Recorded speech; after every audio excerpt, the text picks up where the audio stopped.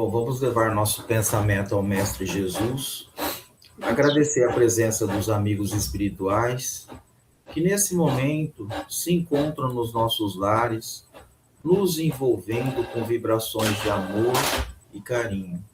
Que Jesus, na sua infinita misericórdia, possa envolver a todos nós, encarnados e desencarnados.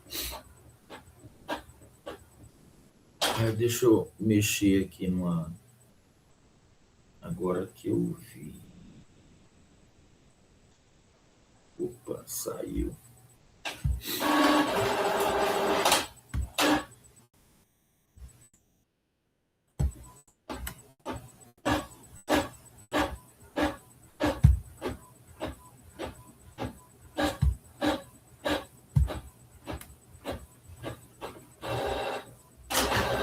Só um minutinho, gente.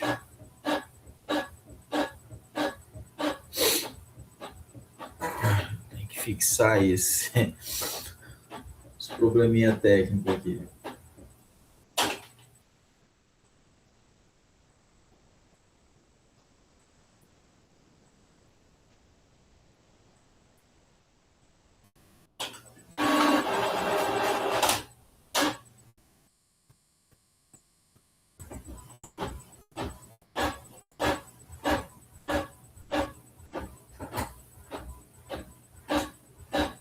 Só um minutinho, gente.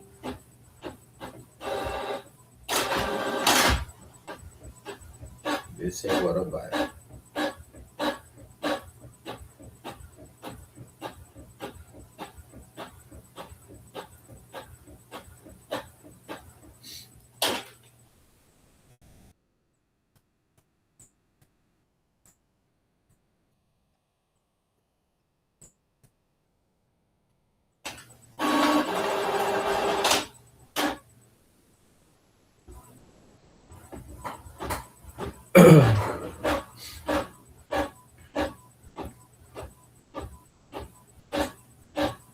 Eu fui ver agora.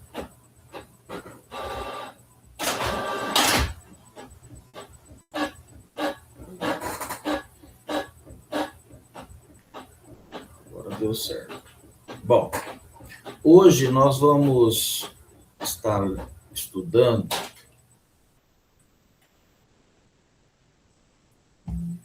eu estou com outro notebook.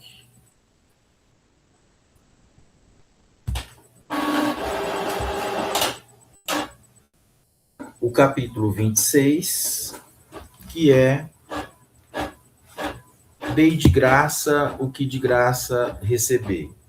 E hoje é um capítulo, um item bem interessante que fala para nós agora da questão moral, né? A questão moral apresenta uma consideração efetiva, não menos importante, que atende como a natureza mesma da faculdade. A mediunidade séria não pode ser e não será nunca uma profissão. Não são porque se desacreditaria moralmente, identificada para logo com a dos dedores de boa sorte, como também porque um obstáculo a isso se opõe. É que trata de uma faculdade essencialmente imóvel, fugídia, imutável, cuja perenidade, pois ninguém pode contar. Constituiria, portanto, para o explorador uma fonte absolutamente incerta de receitas de natureza a poder faltar-lhe no momento exato em que mais necessária lhe fosse. Coisa diversa é o talento adquirido pelo estudo, da qual naturalmente lícito é ao seu possuidor tirar partido. A mediunidade, porém, não é uma arte, nem um talento, pelo que não pode tornar-se uma profissão. Ela não existe sem o concurso dos espíritos. Faltando esse, já não há mediunidade. Pode substituir a aptidão, mas seu exercício se anula. Daí vem não haver no mundo um único médio capaz de garantir a obtenção de qualquer fenômeno espírita em dado instante. Explorar alguém a mediunidade é, consequentemente, dispor de uma coisa da qual não é realmente dono. Afirmar o contrário é enganar quem paga.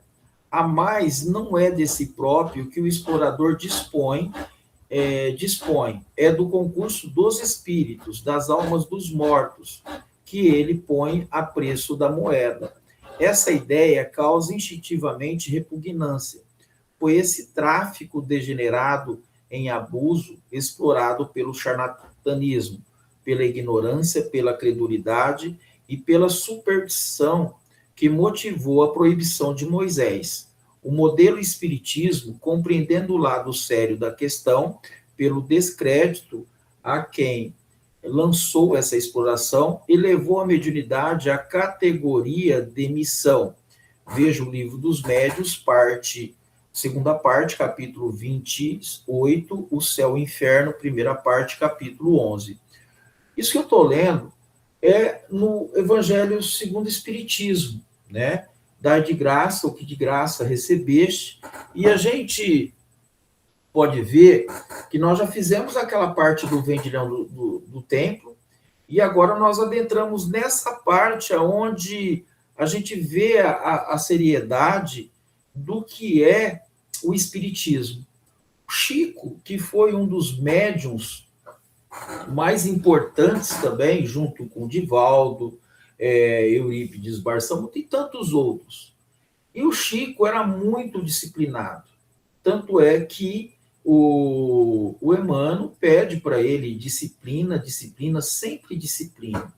Então, essas questões a gente tem que tomar assim como um modelo para que a gente tenha a condição de entender o que o Evangelho. Então, o Chico vivia, ele respirava o Evangelho o tempo todo. E de tudo que ele fez, ele não usou nenhum, tá? Dos livros da psicografia dele, ele não usou o dinheiro de nenhum deles, porque ele sabia que tudo aquilo que ele tinha era dos espíritos, e que a mediunidade não era para ser usado dessa forma.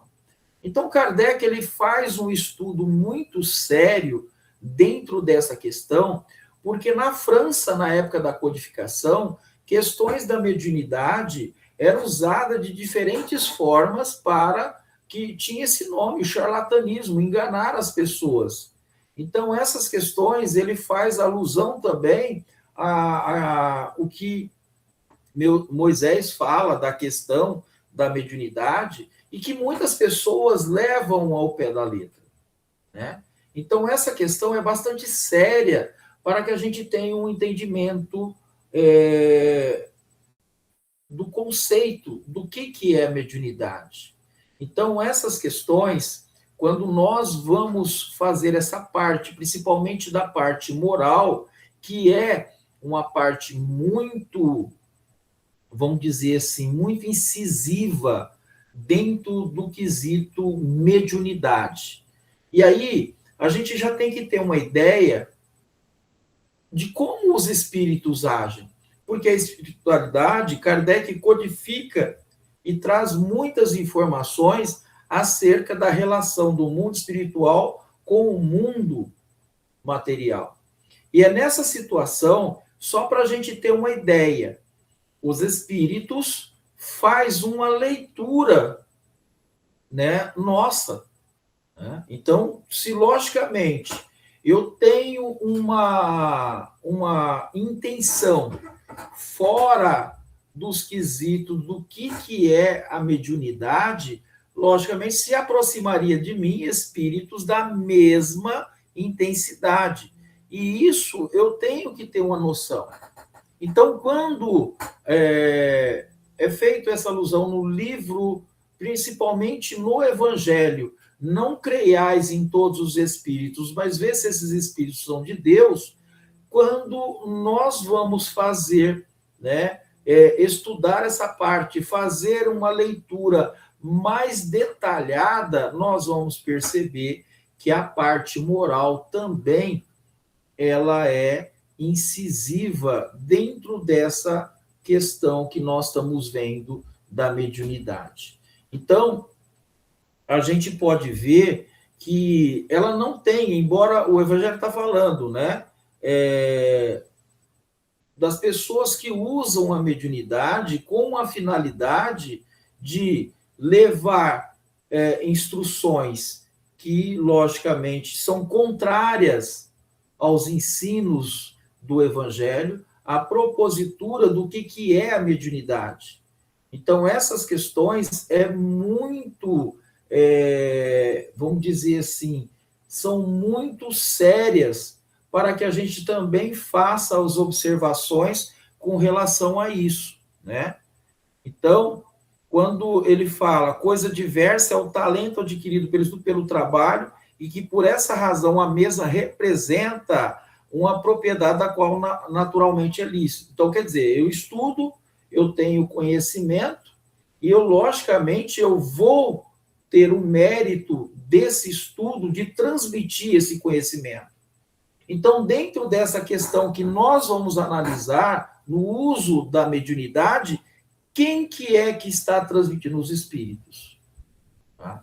Um dos pontos bastante interessantes, quando a gente vai analisar a mediunidade, nós vamos perceber que muitos dos médiums, só para a gente ter uma ideia, eles reencarnam, né, com toda a potencialidade mediúnica, e, logicamente, essa mediunidade ela vem num conjunto, vamos dizer assim, das mesmas propriedades de um espírito que está fora da carne. Então, ele sente, ele vê, ele ouve, e usa toda a espiritualidade, aproveita toda essa estrutura para que facilite a comunicabilidade dos espíritos com o mundo material.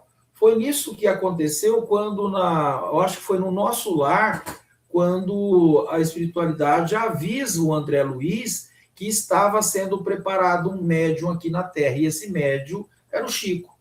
Então, quando a gente olha a mediunidade do Chico, a gente não tem nem condição de falar alguma coisa, né? Porque o Chico, no quesito mediunidade, ele tinha todas as faculdades bem vamos dizer assim, bem aguçadas, né? Muito bem alicerçada em bases para que a espiritualidade utilizasse essa mediunidade com uma finalidade útil, não só para ele, mas para a transmissão, né, daquilo que estava trazendo do plano espiritual para que nós, da matéria, pudéssemos usufruir desse aprendizado.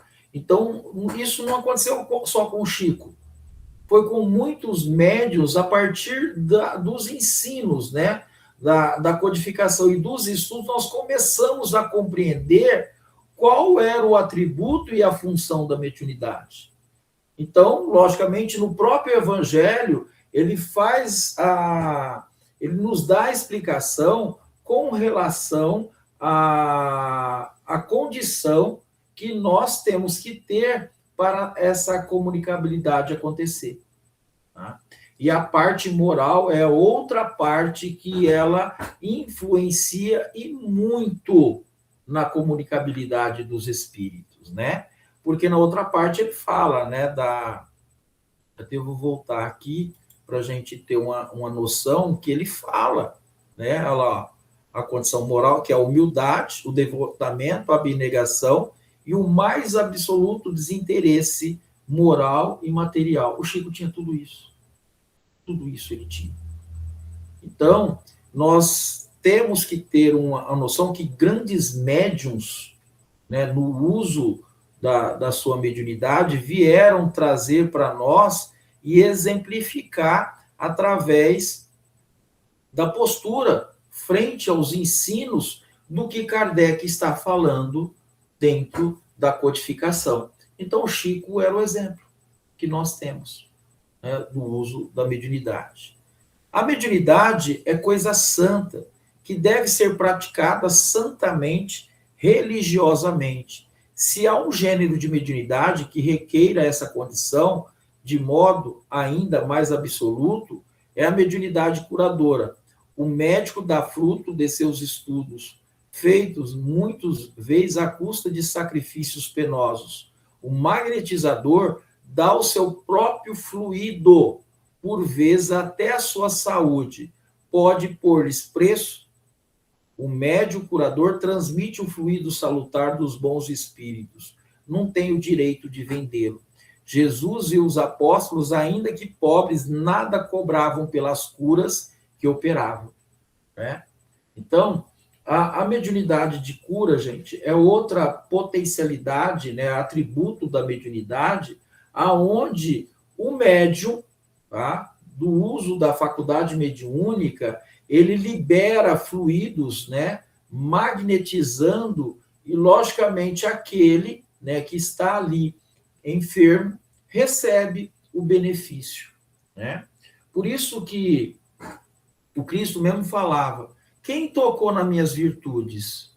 Então a pessoa está com aquele desejo de se curar, ia lá e tocava no Cristo, o Cristo sentia e liberava aqueles fluidos, né? Então quem procura acha. Então esses médiuns são procurados na fé daquele que procura a cura, libera a espiritualidade que sabe, né, dos atributos do médium, do esforço para curar aquelas pessoas que procuram a cura das suas dores. E, logicamente, a gente sabe que esses atributos dessas mediunidades, elas são muito, vamos dizer assim, não é influenciada, mas utiliza uma carga fluídica muito grande que, usada pela espiritualidade, faz com que atinja o objetivo, desde que o médium, que sabe da sua faculdade e sabe da sua potencialidade, do seu desejo, não traz para ele a questão da, como Jesus falava, a tua fé te curou, ele não atribuía a ele. Então, logicamente, esses médiuns que são instrumentos da espiritualidade, sabe, né, que eles estão dando aquilo que vem de Deus, que eles são só o intermediário. Era como o Chico falava, né? Tudo que ele fez, a doutrina dos espíritos, o livro que ele psicografou, era dos espíritos, né? Era dos espíritos, não era dele. Ele só era o elo de ligação do uso da sua mediunidade para transmitir, né, tudo aquilo que os espíritos estavam passando de mensagem. Foi lindo aquela parte que ele fala, né, quase no final da sua encarnação, ele fala assim, tem um vídeo, né? Eu vim trazer uma mensagem para vocês e eu dei, agora é com vocês. Então ele veio reforçar o que Kardec falou para nós e deixou tudo na codificação, ele exemplificou em ações e atitude. Tá? Ele era o exemplo. Então, o que nós tínhamos que procurar nele? O exemplo do estudo que se fala tanto no Evangelho, na codificação, o Chico fez. O Chico fez. Então, essa questão, a gente não tem, nós somos só um transmissor, né? O médium curador é um transmissor de fluido salutar. A mesma coisa, as mediunidades, né, que são usadas no passe, o médium passista, ele só é um transmissor dos fluidos. Então, a espiritualidade utiliza todo o seu magnetismo para transmitir os fluidos. Então, muita coisa está acontecendo ali que a gente não sabe. O desejo daqueles irmãos que vão ali na casa espírita, né, buscar o alívio para suas dores. A espiritualidade sabe da intencionalidade, sabe também dos médiuns que estão ali, são preparados e são utilizados para transmitir esse fluido, né? Então, procure, pois, aquele que carece do que viver, recursos em qualquer parte, menos na mediunidade. Menos na mediunidade. De tudo, o Chico vivia do salário dele. tudo que vinha da sua mediunidade, ele sabia que não era dele. A doutrina é dos espíritos, né? Então, não lhe consagre, se assim for preciso, senão o tempo de que materialmente possa dispor. Os espíritos lhe levarão em conta o devotamento e os sacrifícios. Quantos médios, gente, vieram e atenderam, fizeram o atendimento fraterno, atendia aquelas pessoas que estavam em hospitais, em manicômios, faziam leitura de evangelho, atendiam, né? E tem muitos hoje. Dai de graça o que de graça recebeste. E ele, na sua intenção, no desejo de aliviar as dores daqueles que estão nos hospitais, né, auxiliam, né, com a sua presença. Então, a espiritualidade que vê a intencionalidade, eles não estão sozinhos. E vão, tá? E vão ajudar. Então, os espíritos levarão em conta o devotamento do sacrifício, ao passo que se afastam do que esperam fazer deles uma escada para onde subam. Esses médiums, muitas vezes, né, que a gente tem que tomar muito cuidado, né? Porque eles não sabem disso. Quando não é que não sabe, a gente que estuda essas questões, né, que muitas vezes são atendidas, porque quem faz isso com os médios são aqueles que o assistem. E vão lá, começam a elogiar. É tipo empurrar o médio para o buraco. E se ele não tiver uma condição de entendimento, aceitar aquele elogio, gente, aí a coisa se complica. Tá? Aguça os valores materiais e ele acaba entrando. Então, por isso que o estudo, o alerta, estudando a doutrina, buscando aquilo que Jesus está falando, né, com relação, nos alertando, principalmente nós estamos na parte do evangelho, nós vamos compreender a responsabilidade que é a doutrina espírita do que é ser médium, do que é ser médium. Então, a gente tem que tomar muito cuidado, não é pouco, não. E olha que tem muitos casos, independente daquilo que faz dentro de um centro, o médium, em hipótese nenhuma, pode ser elogiado daquilo que fez. Pode até ser, mas ele tem que tomar todo o cuidado com relação a esses elogios. Tá? Tem que ter muita cautela. Não é pouca, não, muita cautela, porque ele pode entrar nesse campo. Tá?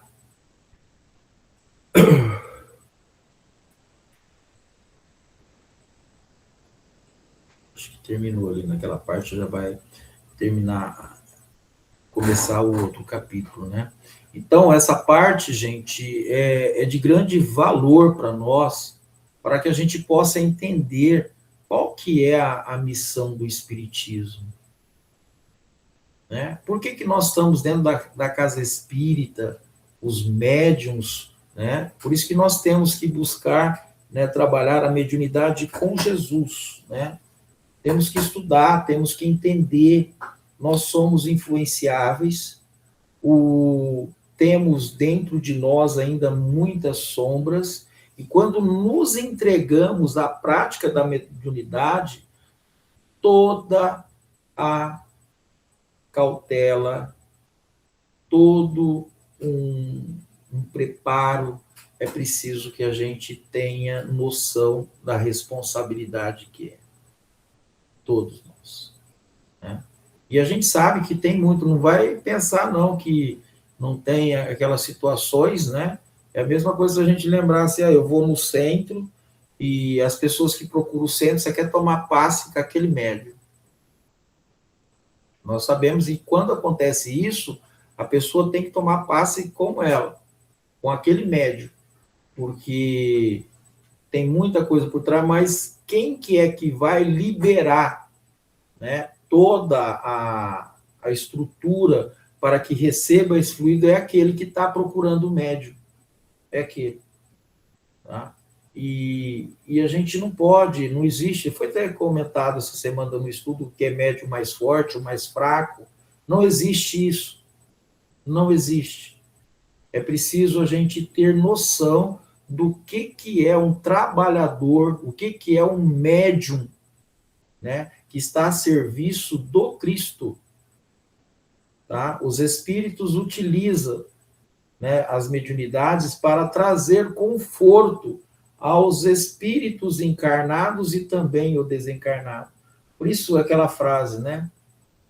Glória a Deus nas alturas e paz na terra aos homens de boa vontade. Olha só a frase. Eu gosto muito dessa frase. Então, os espíritos esperam da nossa parte boa vontade, desapegos, preparo às coisas santas da mediunidade. Como diz lá, a mediunidade é uma coisa santa. O Chico tinha um respeito tremendo, uma disciplina muito grande. Quando fala de disciplina, o médium sabe do preparo que ele tem que dar para dar passe, para atender aquelas pessoas, né, que buscam a casa espírita, né, buscar entender o objetivo do diálogo, porque até o diálogo, o médium é utilizado para transmitir, através da intuição, aliviar as dores daquele que procura o atendimento fraterno dentro de uma casa. Quantas dores nós temos?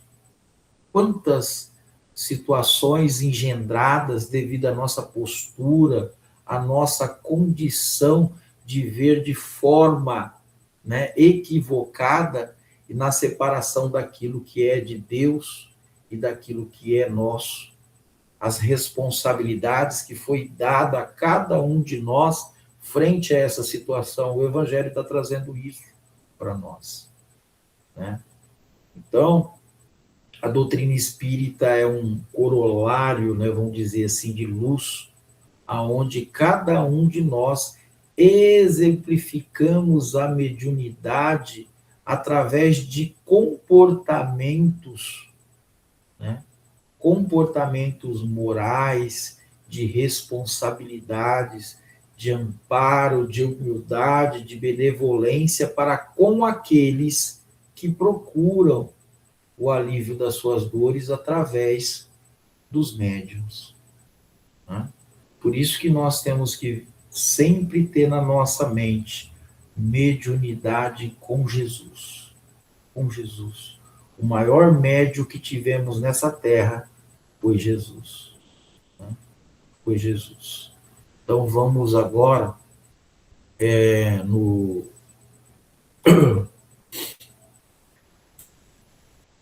tem hora eu estou no outro notebook que não funciona no mouse. Nós estamos no capítulo 4, né, da pluralidade das existências, né, o parentesco e filiação, e hoje nós vamos fazer a questão 205 e a 205A. E aí, Kardec faz a seguinte pergunta para os espíritos. A algumas pessoas, a doutrina da reencarnação se afigura destruidora dos laços da família, como fazê-los anteriores à existência atual? Aí os espíritos respondem: ela os distende, não os destrói, né? Ela fortalece, fundando-se o parentesco em afeições anteriores, menos precárias. São os laços de existência entre os membros de uma mesma família.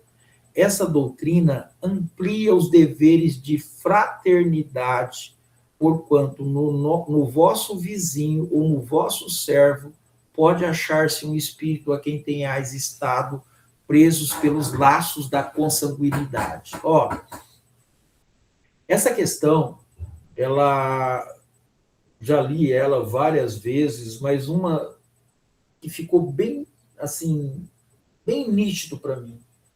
Aquele irmão que nós atendemos, que muitas vezes bate na nossa porta, ou que passa várias vezes, convive, né? Não pelo laços, né, consanguíneo, mas muitas vezes pode ser um irmão nosso por laços de consanguíneo, e a gente não sabe. A mesma coisa quando, vamos dar um exemplo, na casa da sopa, né? Muitas pessoas pensam que os mais necessitados são aqueles que vão buscar lá o alimento. É o contrário. Os mais necessitados são aqueles que são os trabalhadores que vão lá. Por quê? Aqueles que vão buscar o alimento material, nós não sabemos quem é. E pode ser alguém muito querido nosso por laços consanguíneos. A mesma coisa, a outra parte, que quando eu comecei a estudar a doutrina, eu entrei assim, não é em pânico, em desespero. Aqueles irmãos que nós chamamos obsessores, sabe, que a gente sempre fala, eu tenho um obsessor que não me larga, e ele também não sabe por que larga. Esses obsessores, gente, são irmãos nossos por laços consanguíneos. E nós, muitas vezes, usamos esse nome. Atribuímos ser obsessor, né? O perseguidor daquele encarnado, mas nunca pensou que aquele a qual nós chamamos podia ser o nosso pai, o nosso irmão, a nossa mãe por laço. Mas como isso vai acontecer? Nós não sabemos. Por isso que o Cristo falou: quem são os meus irmãos? Aqueles que fazem a vontade do Pai. Ele atribuiu nessa frase o poder que foi delegado a nós de vir na reencarnação e construir laços afetivos através de condições por laços consanguíneos que poderiam ser de pai, de mãe, de filho, de tio, de avó, nós não sabemos qual, mas esses laços seriam fortalecidos quando nós exercitássemos a lei de amor atribuído por momentos aonde conviveríamos afetivamente com aqueles a qual nós designamos pai, mãe, irmão, e aí em outras encarnações aprendemos ali, nos ligamos a eles de outras formas. E tem espírito que a gente pergunta para ele, eu não sei, eu estou do lado dele, eu não consigo me afastar dele, e não sabe. Não sabe, gente, o porquê que está do lado. Por isso que o Cristo, na situação que foi uma fala dele que eu fiquei muito, me apeguei, ele eleva aos céus e perdoe, Pai, que eles não sabem o que fazem. E aí, toda aquela estrutura, quando ele fala, porque o Cristo sabia da condição que nós estávamos, né, no processo reencarnatório, o esquecimento do passado, as condições de adiantamento moral que cada um dentro do seu processo evolutivo estava, e o Cristo sabia que várias reencarnações desenvolveria condições para fortalecer o seu entendimento e de evolução, de ascendência do espírito. Então, o Cristo, quando ele eleva o olhar ao céu e fala isso, ele mexe com toda uma estrutura, né, no planeta, para que aquele que buscasse o entendimento soubesse da sua importância e da lei de amor que regia o universo e todas as coisas. Por isso que o Cristo foi um divisor de águas, né? E a gente vê que o Cristo é nosso modelo e guia. E Kardec veio depois, né, praticamente quase 2000 anos, explicando o que Jesus estava falando naquele momento. Olha a reencarnação. E nós esquecemos, tá? Muitas vezes fazemos barbaridades aí, né? E mal sabe ele que aquele espírito encarnado pode ser um irmão muito querido dele, tá? Então, aí a 205A. Outra pergunta. Ela, no entanto, diminui a importância que alguns dão à genealogia, visto que qualquer pode ter tido por pai um espírito que haja pertencido a outra raça ou que haja vivido em condição muito diversa? Aí os espíritos falam, é exato, tá? Mas essa importância assenta no orgulho. Os títulos, a categoria social, a riqueza, eis o que esses tais veneram nos seus antepassados. Um que coraria de contar com ascendente honrado sapateiro, orgulhar-se de descender de um gentil homem devasso. Digam, porém, a que disserem, ou façam o que fizeram, não obstarão a que as coisas sejam como são, e que não foi consultando-lhe a vaidade que Deus formulou as leis da natureza. Deus atribuiu deveres numa ordem de escala de necessidade para cada um de nós de viventes. Quem é Deus? O que é Deus? Inteligência suprema, causa primária de todas as coisas. Eu sempre disse, os espíritos, né, que se acham numa forma, numa condição, aqui eu faço o que eu quero, vou aonde eu quero, sabe do atributo do pensamento, e nós também sabemos, lógico, se eu penso, logo eu existo. Eu penso estar lá do outro lado do mundo, na França. O espírito, se ele pensar, ele vai lá. E ele não sabe por que os laços que ligam aquela região. Assim é a potencialidade do espírito fora da carne. E o Cristo sabia que muitas das condições de pensamento, do campo de ação, se ligaria à condição de orgulho, de vaidade, de toda a situação que liga os espíritos uns aos outros, não ao que ele é, o que ele foi. É aquela situação, eu fui um rei, mas o que você fez enquanto rei? Tá? E assim por diante.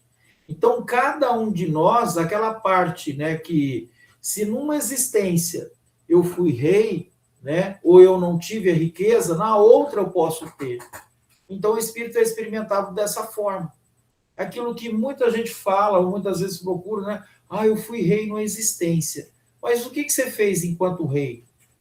É nessa situação que há toda uma estrutura preparada no planeta para que nós aprendêssemos de acordo com as necessidades evolutivas.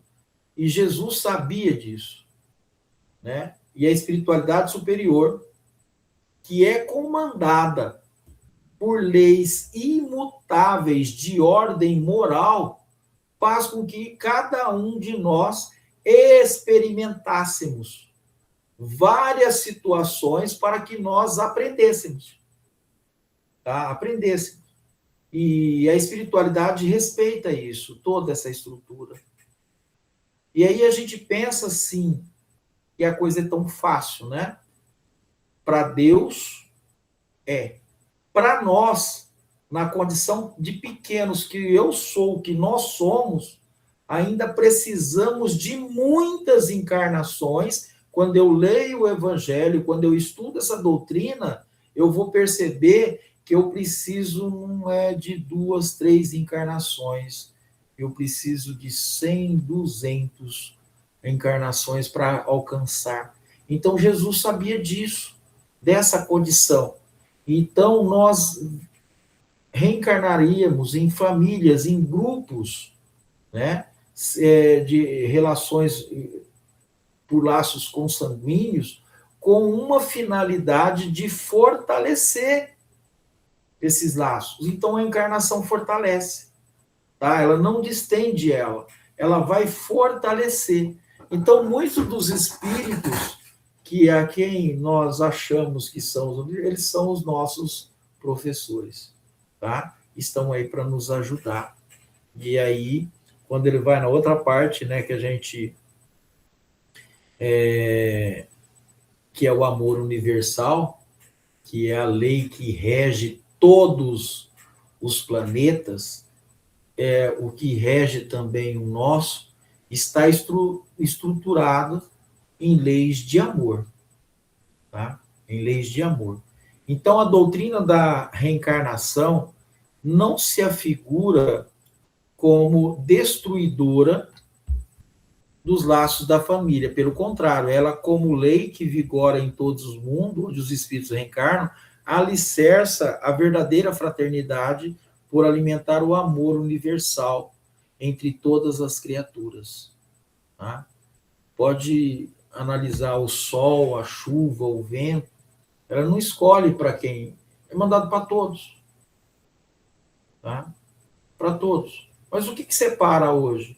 Os nossos interesses, a nossa forma de pensar, de agir, das sombras que existe dentro de nós e que precisa, em encarnações sucessivas, ser experimentadas, buriladas. E aí que nós vamos saber que os núcleos familiares é lá que vai acontecer o burilamento. Tá? É lá que vai acontecer o despertar do espírito para as leis do amor. Em contrapartida, em outras encarnações, nós abusamos e precisou que nós reencarnássemos como marido, esposa, filho e filha, pai e mãe, para fortalecer esses laços. Né? Ah, começou numa encarnação, mas não foi, vamos reencarnar de novo. E aí a gente vê em outras encarnações e ela vai se fortalecendo. Cultivar o amor somente entre os ancestrais, oferecer atenção somente àqueles com qual convivemos, amar só os nossos familiares, a consciência em Cristo nos diz que reforça o egoísmo e o próprio orgulho. Quando ele fala nessa parte, gente, eu falo assim, ó, o meu filho, a minha esposa, a minha mãe, a intensidade disso que nós estamos falando é ainda um amor egoísta, né? Era isso que o Cristo falou. Quem são meus irmãos? Aqueles que fazem a vontade do Pai. É nessa condição que Jesus nunca falava na primeira pessoa, ele falava nós. E se duvidar, pode até acontecer de eu falar aqui, né? Eu, né? Na verdade, nós estamos, todos nós aqui somos necessitados da aprendizagem. Então, não só dos que nos acompanham, como também igualmente a toda uma raça. Eu já falei isso, né, sobre isso de uma situação do Chico, né? Ele sai desesperado, né, e chega para Emmanuel e fala, né, eu acho que era a irmã dele que estava internada, e o Emmanuel foi e chamou a atenção dele, falou, mas você tinha só a sua irmã lá dentro para pedir por ela? Que é o que acontece com a gente, não foi só com o Chico. Você está com o pai ou a mãe, o filho, tá lá, você vai lá, pede só por ele. E os outros? Né? A gente já parou para pensar as dores do outro? É nessa condição, gente, que o Evangelho está chamando a atenção da gente, o livro dos Espíritos estão chamando a atenção. A grande família são todos nós. As dores, né, de uma mãe que lá de perder o filho, de estar passando por uma dor que a gente pensa que é só dela, mas na verdade quantas mães estão passando por quantas dores? Pais, filhos e assim por diante.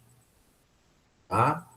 Então, o princípio das vidas sucessivas nunca destrói os lares. Ele a distende ao infinito e forma na Terra uma única família que tenhamos oportunidade de exercitar o amor. Sem a reencarnação, não há condições de se entender, estender o amor além das fronteiras do lar. Né? Foi falado essa semana do Bezerra de Menezes.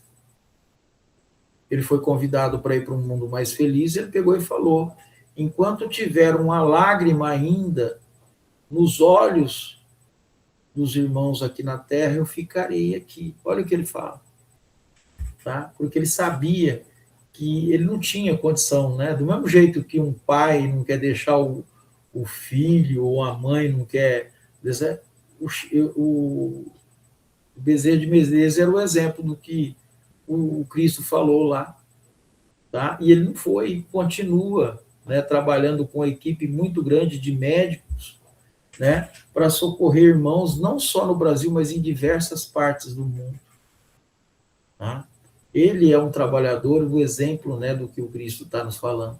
Se nós tivermos o Chico aqui encarnado, tivemos o Bezerra encarnado e também a mostra, né, de todo o seu trabalho no plano espiritual que continua até hoje.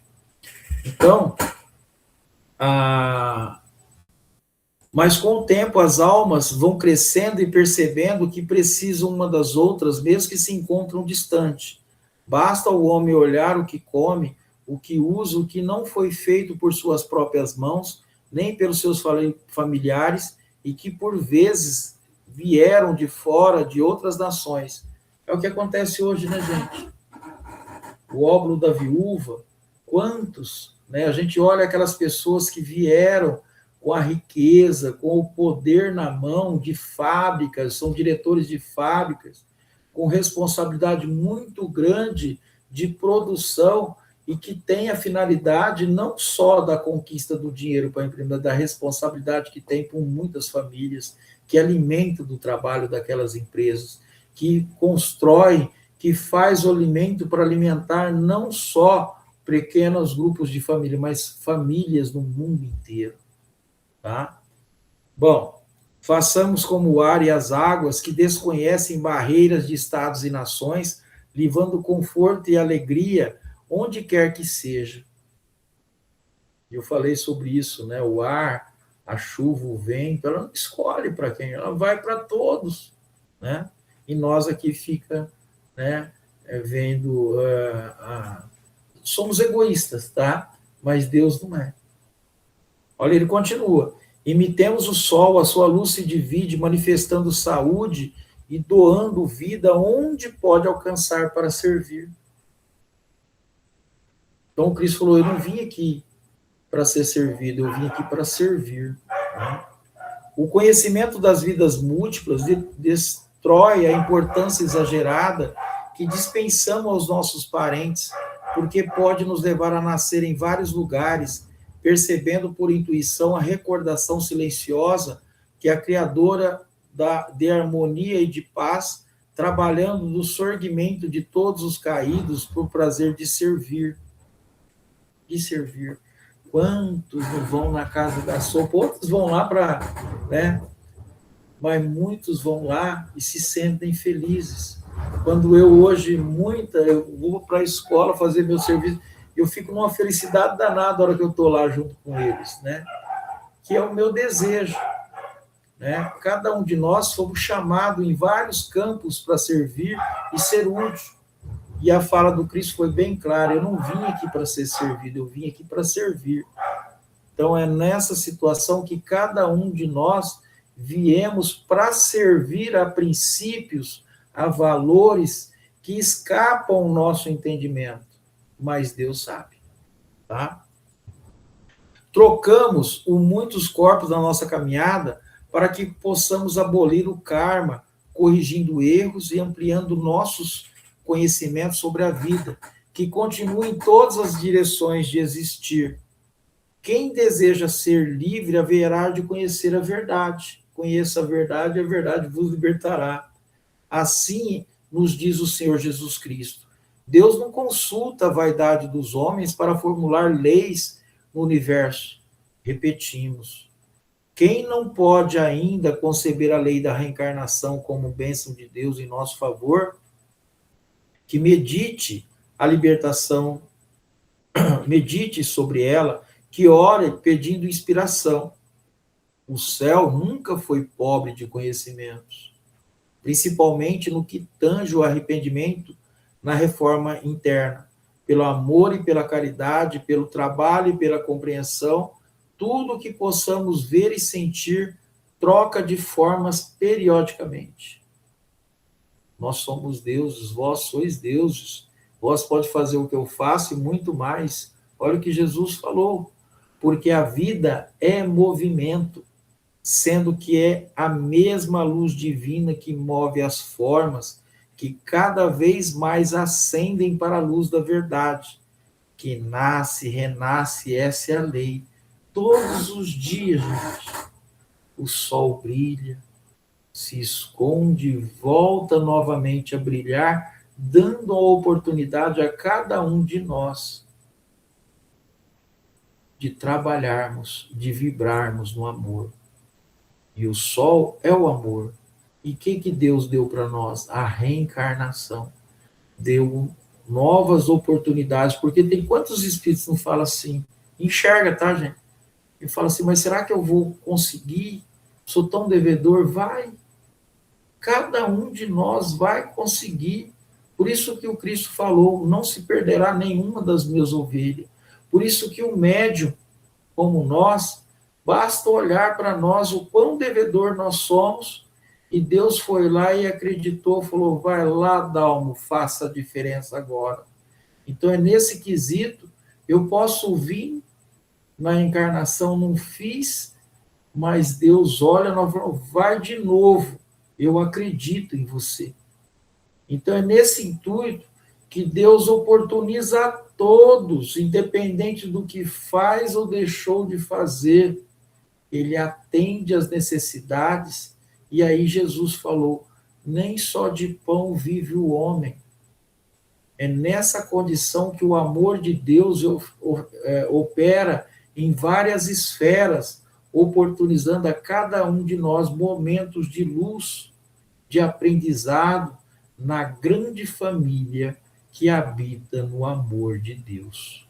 Vibremos no amor, para que cada um de nós reflita sobre tudo que está escrito dentro do seu evangelho, dentro dessas questões, que faz com que cada um se posicione. E aí nós vamos perceber que nós temos que agradecer. Gratidão a Deus, gratidão a todos que fazem parte da nossa família, seja bom ou ruim, cada um de nós temos uma parcela, temos um aprendizado a fazer. Obrigado, Jesus, obrigado, espiritualidade amiga, por esse momento, aonde refletimos, através desse estudo, sobre o nosso comportamento, relacionado ao nosso modo de viver e enxergar a vida. Obrigado, Deus. Obrigado, Jesus, por essa oportunidade. Pai nosso que estais no céu, santificado seja vosso nome. Venha a nós o vosso reino, seja feita a vossa vontade, assim na terra como no céu. Ao pão nosso de cada dia nos dai hoje. Perdoe, Pai, as nossas ofensas, à medida que perdoamos os nossos devedores. Não os deixeis cair em tentação, mas livra-nos, Senhor, de todo mal, do corpo e do espírito, de hoje e sempre, que assim seja.